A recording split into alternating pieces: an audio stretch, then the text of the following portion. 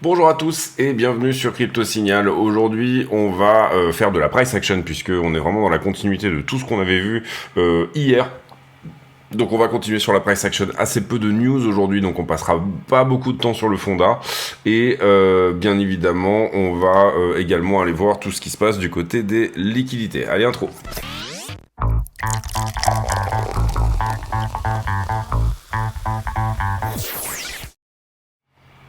J'en profite également pour vous dire que tous les bénéfices de la chaîne sont reversés à Mécénat Chirurgie Cardiaque. On est en daily sur le Bitcoin. Ce qu'on avait dit hier, c'est que effectivement en daily la trend ici était bien désamorcée, mais qu'elle n'était pas perdue en daily. Et pour le moment, on ne peut pas l'enlever puisque effectivement, elle vient d'être récupérée. On avait également parlé de la possibilité de faire un range de 40 à 44, donc on sera particulièrement attentif sur la zone actuelle et on va essayer de regarder là quels sont les signaux. Là, on est à 43 800. Est-ce que on a des signaux eh bien que ça va venir prendre le top ou pas, ou est-ce que ça peut s'arrêter là sur la zone actuelle? On avait ce double top ici, vous vous en rappelez, duquel on a dit c'est à la fois un endroit où on peut se retourner, tout comme éventuellement un endroit qui représente une certaine prise de liquidité. Donc scénario 1, c'est qu'on est en train de prendre la liquidité juste là-dessus. Pas tellement nécessaire de venir prendre tout ça, en tout cas à ce stade-là. Hein. Là, on s'arrête en dessous pour le moment. Ça serait étonnant quand même qu'on vienne pas ici au niveau supérieur. La mèche est quand même assez poussée, elle a l'air de tenir, donc elle s'est pas faite en une minute, c'est ça que je veux dire. D'ailleurs, on peut voir ici que ce niveau-là en une minute, désormais, on doit l'enlever. Pour le moment, vous le voyez également, on n'a pas enfoncé le 4 heures qui est celui-ci, puisqu'on avait ouvert dessous ici la 4 heures, qui s'est ouverte à 13 heures, donc elle se fermera à 17 heures dans 1h30. Si dans 1h30, on n'a pas réintégré ça, la suite logique tout simplement c'est d'aller au prochain niveau et éventuellement donc au top. Donc les signaux ils sont là. Derrière on avait une heure également par ici qu'on va regarder. Alors pour le moment on a effectivement clôturé au dessus mais on vient juste d'ouvrir la 1 heure, donc ça c'est le signal encore plus rapide on va dire, c'est-à-dire on aura le signal effectivement qu'on est peut-être parti pour une baisse plus importante. Si jamais dans l'heure, donc là on est qu'il est 15h23, ça nous emmènerait à 15h37, 15h, pardon, ça nous emmènerait à 16h, ça dans 37 minutes. Donc voilà, c'était une possibilité vraiment de venir prendre ce qu'il y avait là au-dessus. Et les signaux, vous les avez. Est-ce que le prix va s'arrêter là au niveau actuel ou est-ce qu'il va venir prendre le top ? Pour le moment, il est en train de faire sa prise de liquidité, donc il liquide un petit peu tout ce qu'il y a au-dessus, tout simplement de ce niveau-là. Et on en avait parlé hier. Voilà, on va dire que la structure n'est pas altérée ici. Pour le moment, on est toujours donc dans une structure haussière comme celle-ci, d'accord, qui est potentiellement partie d'un retournement de la structure qui est là, mais à ce stade, absolument aucune certitude qu'on va bien entendu venir péter ce bas. Néanmoins, on a beaucoup parlé sur la chaîne de l'éventualité d'un range entre 40 et 44, et pour moi, et quand c'était il y a 2 jours, je crois, où je disais que ça commençait à devenir quasiment du 50-50 là-dessus, donc revisiter ces niveaux-là pour un rejet ou alors une prise du top est tout à fait, à ce stade, logique, on va dire ça comme ça. Donc ce double top-là, on le garde comme un niveau 1 heure, moi ça me va. Ça me va comme ça. Ici, on garde le niveau 4 heures, le niveau 1 heure également au-dessus. Et puis, voilà, pour moi, le signal principal, c'est ce 4 heures là. Si jamais à 17 heures, on n'est pas sous les 43 000, ça veut dire qu'on est en train de casser et donc potentiellement qu'on se dirige bien évidemment vers le haut de range. Hier, sur ce double top là, j'avais parlé d'un short pour venir tout simplement faire un plus bas. C'était un niveau, on va dire, logique de rejet. Je suis rentré dans ce short. Malheureusement, il n'a pas touché profit. J'étais à 40, je l'ai posté d'ailleurs sur le Discord dans ce short. J'étais à 41 750 et à 100 $, on ne l'a pas touché. Et du coup, là, bien évidemment, le short a été sorti à son point d'entrée. Donc voilà, bon, aucun problème, c'était de l'intraday. Dommage d'avoir manqué un petit peu. Et j'ai manqué surtout du fait parce que là, on le voyait que la structure allait se retourner ici. J'ai manqué de suivi, en fait, dans mon trade. J'avais des trucs à faire hier. Mais aucun problème de ce côté-là. Derrière... donc scénario privilégié, range 40-44 pour le moment. Si on prend le top et si on enfonce ici littéralement les niveaux et que on vient à exploser toutes les liquidations qui se trouvent là-dedans, à ce moment-là, bien évidemment, on aura plutôt une target qui est en haut de la liquidité, à savoir 45,6. C'était déjà une target qu'on avait abordée sur la liquidité il y a de ça peu de temps. Et puis également, bien évidemment, on parlait aussi de 48 si vraiment on doit pousser beaucoup plus haut. Cela dit, pour le moment, scénario privilégié, encore une fois, un range de 40 à 44. Ensuite,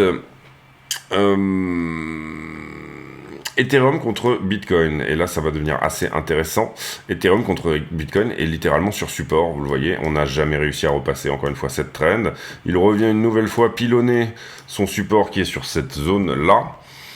Ethereum a peut-être un peu plus de choses à prendre que Bitcoin vers le haut en termes de short, tout simplement parce qu'il a sous-performé. Mais vous voyez que ici, pas de retournement, hein, ok. Et très important, ici on avait perdu le bas, vous le voyez par rapport à ceci. Même si c'est une mèche, et ben pour le moment on est dans une forme de confirmation d'une tendance baissière. Donc si on vient encore plus enfoncer tout simplement ce qui s'est fait là, et ben on a cette confirmation que ça c'était un haut plus haut que le précédent et que ce support là va être enfoncé. Donc attention à ça, sous-performance d'Ethereum par rapport à Bitcoin, bien entendu sur le narratif actuel qui est les ETF spot, d'autant plus que beaucoup d'ETF spot en ce moment sont plutôt repoussés directement à leur première demande hein, sur Ether.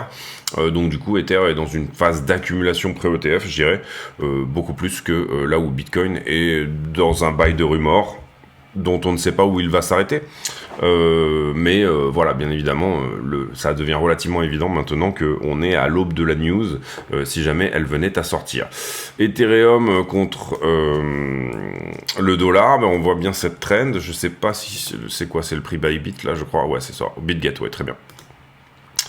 Donc ici, on a cette trend, pour le moment on est sur trend, soit on arrive à la casser sur fond de cette 4 heures là, ce support là, soit on arrive à la casser à ce moment là, c'est un retour au top de 2400, soit on se fait repousser une nouvelle fois et on passe en dessous. Ethereum pour le moment, il faudra changer ici puisque c'est plus d'1 heure du coup, mais pour le moment tient sa trend également daily, on va la mettre en 4 heures, je pense qu'en 4 heures elle tient. Non, on va la mettre en daily. Donc celle-ci, là, ici, passe en daily. Ça, c'est jamais une très bonne nouvelle non plus quand vous devez changer, bien évidemment, la teneur, on va dire, hein, d'une trend. Mais en daily, on n'a jamais passé une journée en dessous de cette trend, exactement sur le même modèle que Bitcoin, hein, finalement. Vous le voyez ici. Ensuite, les alts. Alors, les alts, on a... très joli range hein, désormais, hein, en daily c'est quand même, on voit qu'on pilonne de la même manière ici une résistance, est-ce que ça va casser, est-ce que ça ne va pas casser, c'est un petit peu la question du moment. Pour le moment on fait un plus haut, on valide la continuation d'une structure haussière, vous le voyez ici comme ceci, même si ça ressemble à un range, ça reste un range qui reste haussier, ok. Et on est tout pile là justement sur l'endroit où si ça devait repousser, on va dire que ça le ferait maintenant. Maintenant, pour le moment, c'est pareil, et c'était un petit peu ce qu'on avait dit aussi, ça tient sa trend, il n'y a pas ici nécessairement... Bon, soit on est dans un range, c'est un petit peu la même chose, soit on continue ce range plutôt, là pour le coup c'est assez flagrant qu'on est dans un range, soit on continue ce range avec éventuellement un fake out au-dessus, hein, beaucoup de gens qui vont rentrer sur ce fake out et derrière ça permet de les mettre sous l'eau, soit tout simplement on en sort, hein, et si on en sort, ceci était une flat, et derrière... ça veut dire qu'on a des altcoins qui vont bien fonctionner. Nous, on était dans l'hypothèse d'un retracement plus important au niveau des alts, d'accord. Est-ce que c'était ce qu'on avait eu là, uniquement? Et finalement, donc, du coup, donc au travers d'ici, hein, ce qui est également une forme de zigzag, pour moi, elle est un peu trop penchée pour être une flat. Donc, est-ce que c'est ce qu'on avait eu là? C'était ça la correction? C'est très timide, du coup, ça donnerait énormément de momentum, bien évidemment, aux alts par rapport à Bitcoin. Cependant, quand on regarde la Bitcoin dominance, vous le voyez ici également, j'ai une Bitcoin dominance qui ne perd pas sa trend et qui s'apprécie. Donc pour moi, même si les alts font une bonne performance au niveau contre le dollar, on va dire ça comme ça, j'ai quand même un gâteau qui augmente certes, mais qui profite dans l'augmentation du gâteau plus à Bitcoin que au reste tout simplement. Stablecoin dominance, on avait fait une assez forte analyse hier et elle se basait pas mal sur l'initiation d'une tendance haussière sur la stablecoin dominance, vous le voyez ici. Et pour le moment, vous voyez qu'on perd le bas. Donc pour le moment, ça se passe plutôt bien également de ce côté-là. J'ai plutôt des choses qui, entre guillemets, semblent soit se diriger sur un scénario de range, soit un scénario de hausse, entre guillemets. Hein. C'est assez facile, maintenant qu'on a le prix qui monte, de dire ça, mais vous comprenez ici que c'est l'idée. Allez, on envoie une page de pub et on va faire toute la news. Allez, on y va pour la page de pub. Quels sont les moyens d'aider la chaîne? Eh bien, tout simplement, il y a déjà le bouton rejoindre ici sous les vidéos qui, moyennant une cotisation de 10 € par mois, vous permettra d'accéder à des vidéos privées. Ces vidéos, je les poste tous les jours. Vous voyez, on est déjà ici à la vidéo numéro 57. Et dedans, on a des analyses approfondies sur le BTC, du risk management, du trade management, des analyses d'altcoin également. Voilà, petite vidéo tous les jours d'une vingtaine de minutes que je produis en plus spécifiquement pour les affiliés YouTube. Il y a aussi un moyen par le Discord d'accéder à ces vidéos.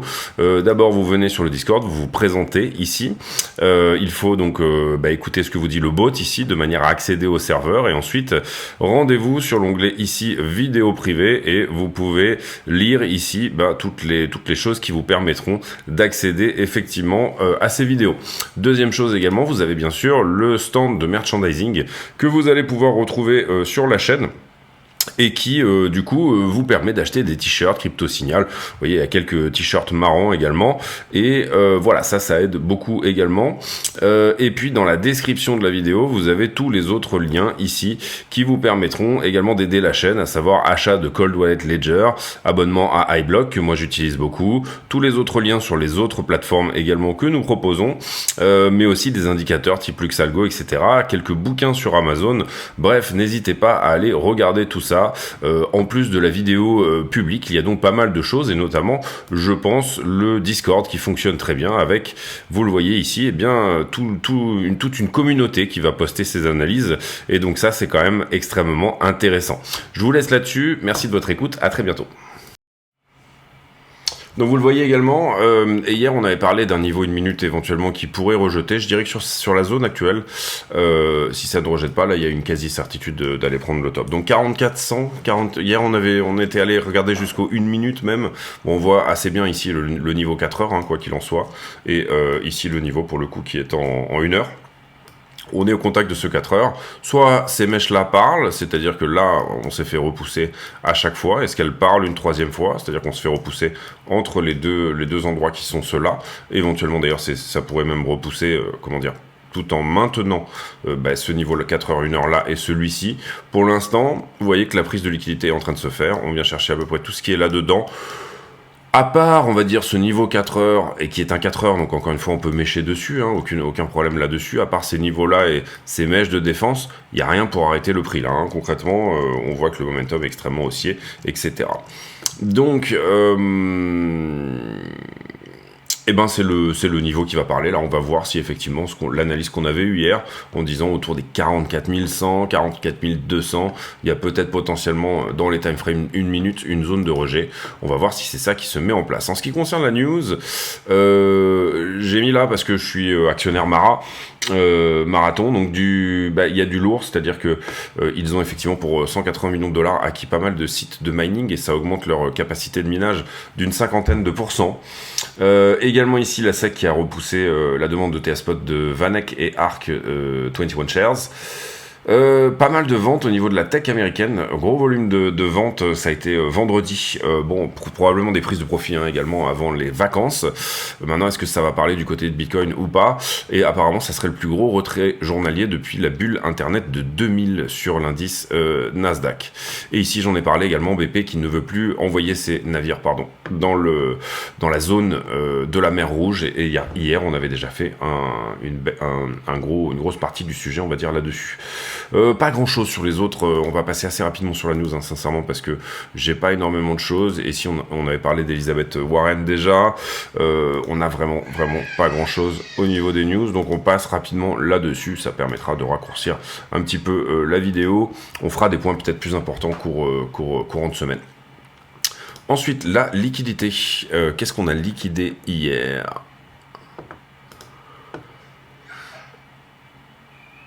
Alors hier on liquide 159, c'est pas énorme sur les dernières 24 heures, c'est pas énorme compte tenu on va dire de l'action de prix. On a liquidé majoritairement du short bien évidemment et on a beaucoup de liquidations qui se sont faites sur oh non on est à 80, 96, 80, ouais 2/3 des liquidations qui sont faites ne serait-ce que sur Bitcoin, Ethereum. Carnet d'ordre. Alors désolé j'ai fait la vidéo affiliée hier sur pas mal de choses au niveau du carnet d'ordre. Alors, il a fallu du momentum quand même pour passer au travers de ça, parce qu'on avait quand même pas mal de Bitcoin à la vente, 120. Bon, voilà, il y a à peu près, ici ça s'est ravisé, mais il y a, oh, c'est pas énorme finalement, il y a à peu près 200 Bitcoin qui ont changé de main. Je crois qu'il y a des gros ordres par ici, 45. Donc ça pourrait stopper dans cette zone-là, et on voit des ordres qui apparaissent là également, 44,2. Voilà, bon, intéressant. Est-ce qu'on a des ordres qui sont faxés? Non, pas plus depuis hier. Quelques-uns ici qui se sont rajoutés à l'achat tout simplement, mais c'est pas violent. En ce qui concerne les leviers, alors on avait noté qu'il n'y avait pas grand-chose à venir prendre sur le top. Ce qu'on a pu voir depuis, en tout cas, c'est que j'ai une structure qui monte et j'ai, vous le voyez, un funding qui descend, avec un open interest qui monte. Qu'est-ce que ça veut dire? Ça veut dire que depuis qu'on a fait la vidéo hier, pas mal de monde est rentré en short finalement sur une partie de cette descente et reste short sur une partie de cette montée. Donc on a une volonté de shorter. Ça veut dire qu'on va mettre un point ici sur le top actuel. Volonté de shorter sans avoir le momentum, hein. C'est un petit peu ça l'idée. Si vous êtes plus à shorter, bah, bien évidemment le prix descend. En tout cas, du moins, si le spot n'est pas à la montée. Ici, pas énormément d'achats spot non plus. Un tout petit rebond ici, mais vous voyez que le prix déjà repart. En fait, c'est un short squeeze. Short squeeze au-delà du double top dont on avait parlé là. Hein, d'accord. On va voir en conclusion de la vidéo qu'est-ce qui pourrait en sortir. En ce qui concerne les bulles de liquidité, 14h36 plus 1 heure, oui c'est ça, c'est bon. Eh bien, on a eu quand même du long ici sur la montée et des grosses positions, donc je pense que ça va temporiser ici. Hein. On va probablement même redescendre à 43,6, 300 $ d'amplitude, c'est pas énorme. Et vous voyez qu'on a quand même du monde qui essaye de shorter le top ici, c'est ce que je vous expliquais tout à l'heure. Donc ce que nous dit iBlock, c'est que dans la structure, ici on a quand même du long qui a tenté le coup. On va dire en zone un peu retardataire, voilà, on appellerait ça comme ça. Ici, on a un delta qui est en train de passer en faveur des longueurs sur Ether et une poche de liquidité qui était au-dessus de ce point-là qui a été pris. Sur Ethereum, c'est la même vision des choses un petit peu, c'est-à-dire j'ai quelques longs qui sont rentrés et j'ai quelques shorts sur le top. Ça va être probablement une zone de combat. Donc soit on va ranger au-dessus, au-dessous, etc. Là, dans la zone, soit ça peut partir dans un sens, hein, encore une fois, s'il y a beaucoup de momentum.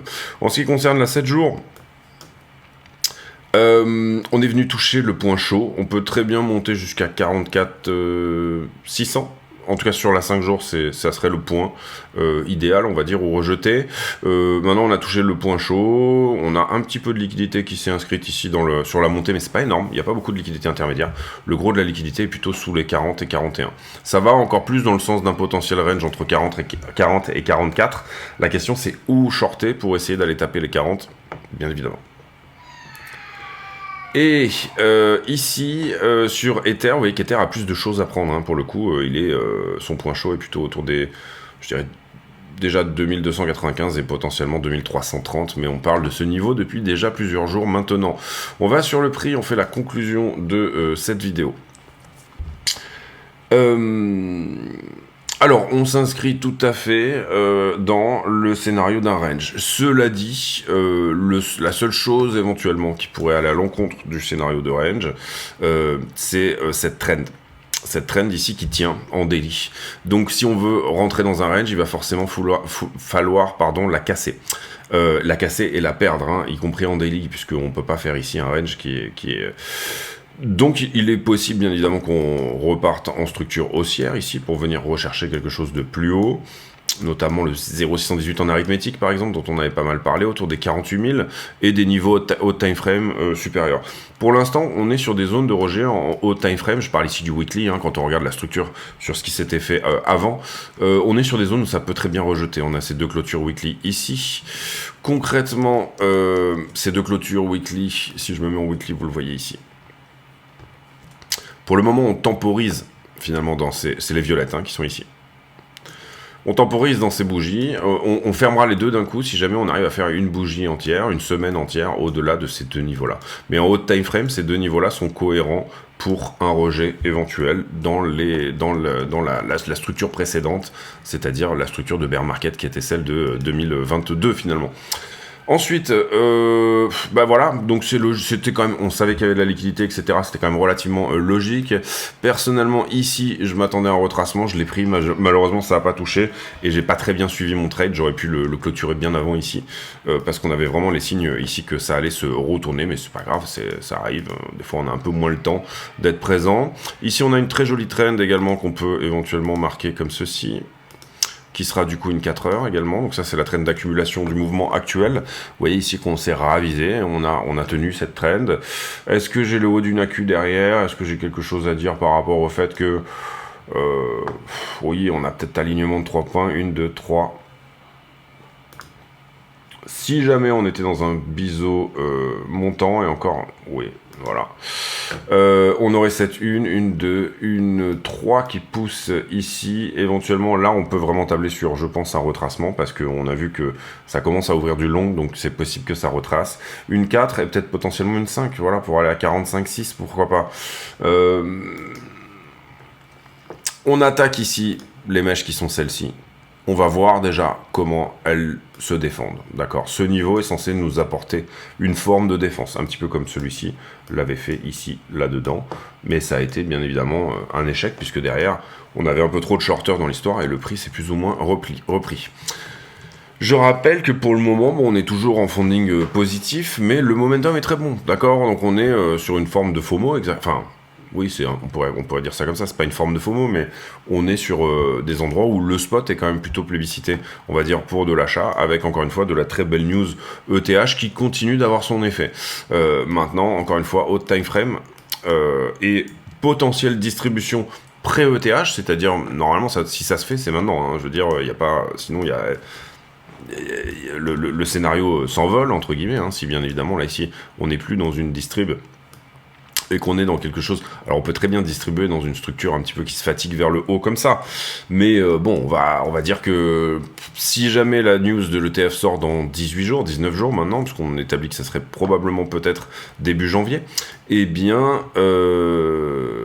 vous comprenez que la distribution doit se faire maintenant ou pas du tout. Voilà, c'est ça. Il faut pas non plus se dire ça va tomber le 30 décembre tout pile. La distribution, elle commence soit maintenant, soit elle se fait pas du tout, encore une fois. Pour le moment, encore une fois, ça tient. Pour le moment, on est dans cette structure-là qui est haussière. On peut éventuellement venir jouer, encore une fois, une nouvelle fois, hein, j'ai envie de dire, et bien du short pour venir faire un creux plus bas.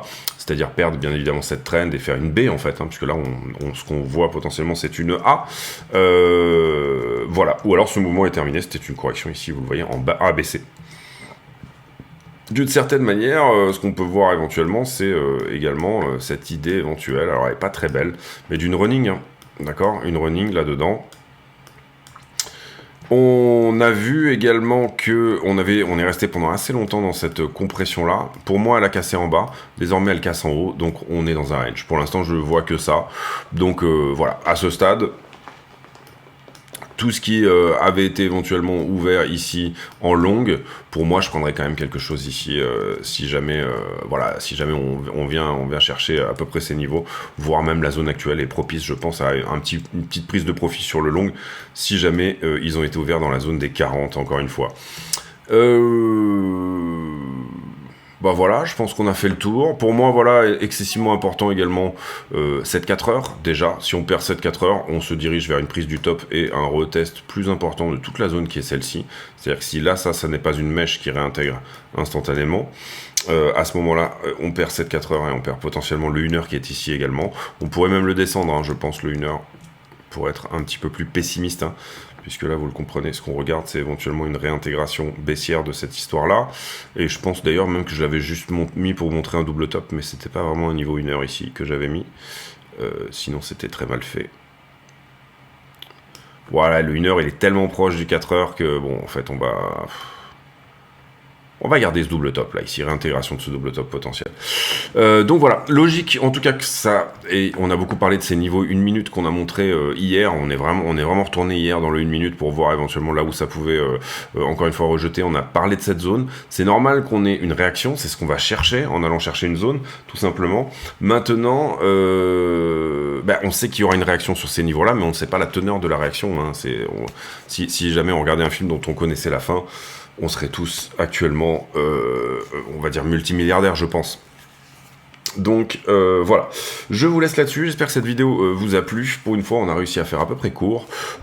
Sachant également que, alors j'ai oublié de le montrer, mais pour moi elle n'est pas très belle, mais bon voilà. On a une structure de retournement ici hein, également là-dedans, type épaule, tête, épaule inversée. Pour moi elle n'est pas très jolie, mais c'est pas grave. Si jamais je devais donner une target à cette figure, et en général sur Bitcoin, elle fonctionne pas trop mal, les ETE inversés. On voyait qu'on a 3 touches hein, en tout, c'est plutôt propre. On la passe ici direct. Oui, j'étais bien un tout petit peu plus. Eh bien, c'est une balançoire, donc du coup, on passe d'un point à un autre. Et là, en l'occurrence, ça nous dirait 40 700 comme target pour cette figure-là.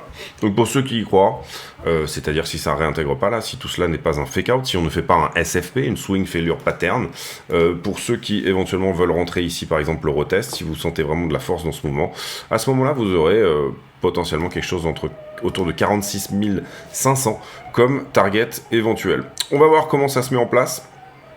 Pour le moment, comment dire, casser déjà ce top n'est pas une certitude.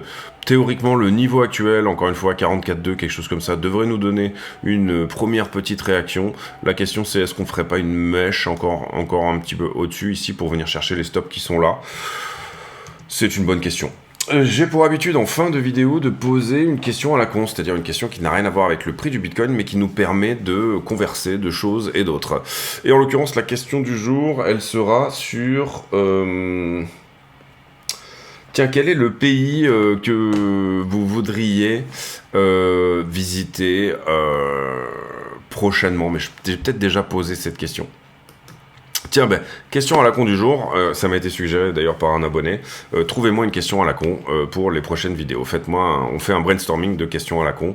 Et du coup, voilà, je m'inspirais de vos réponses pour les prochaines questions à la con, parce que là, en ce moment, je sèche un petit peu. En tout cas, c'est plutôt propre. Ce rebond est plutôt joli. On va dire que... beaucoup de choses qui étaient baissières sont remises en cause par ce rebond, et ce d'autant plus si on vient casser le top, d'accord, ici. Ça veut dire il n'y aura pas de tendance baissière ici, là-dedans, et la correction c'était ça, d'accord, donc une sorte de running encore une fois. Et derrière, bon voilà, on va voir comment ça se construit.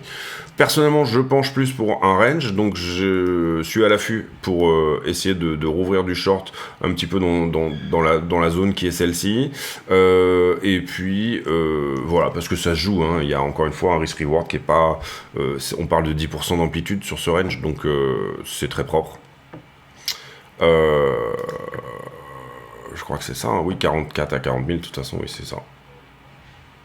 Parle de 9% d'amplitude, donc c'est très propre. Allez, je vous laisse là-dessus, on se retrouve demain. D'ici là, portez-vous bien, à très bientôt. Ciao, ciao.